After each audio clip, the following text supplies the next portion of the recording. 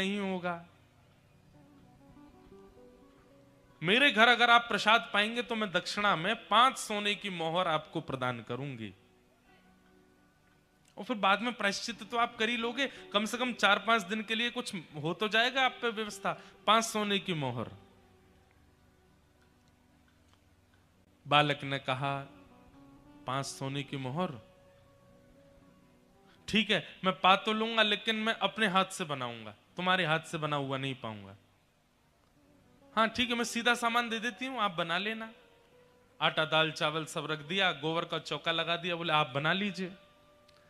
बालक, ब्राह्मण बालक जैसे ही बैठा बनाने के लिए, वैश्या आई आकर के बोली मुझे बहुत कष्ट हो रहा है, मैं देख नहीं पा रही हूं, आप मेरे सामने बैठ के अपने हाथ से बना रहे हैं। मैं 5 की जगह 10 सोने की मोहर दक्षिणा में दे दूंगी, मुझे बनाने दीजिए ना, ये अवसर मुझे कब मिलेगा। ठीक है तुम बना लो, लेकिन गंगा जल में बनाना। ठीक है, प्रसाद बनाया, बना करके थाली में परोस दिया। ब्राह्मण जैसे ही पाने के लिए बैठे, वैश्या ने कहा आपकी आज्ञा हो तो एक कवल में अपने हाथ से तोड़ के खिलाऊं आपको, अपने हाथ से।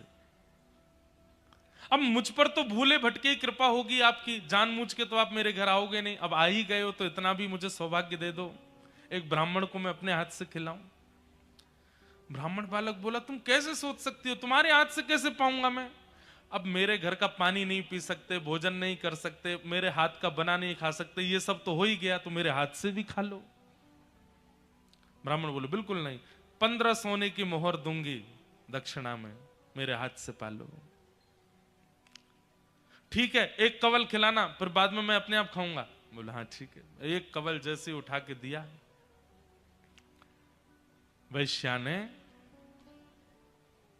कवल मुख में दे करके और एक हाथ घुमा करके दिया गाल पर, ताम्रवर्ण हो गया।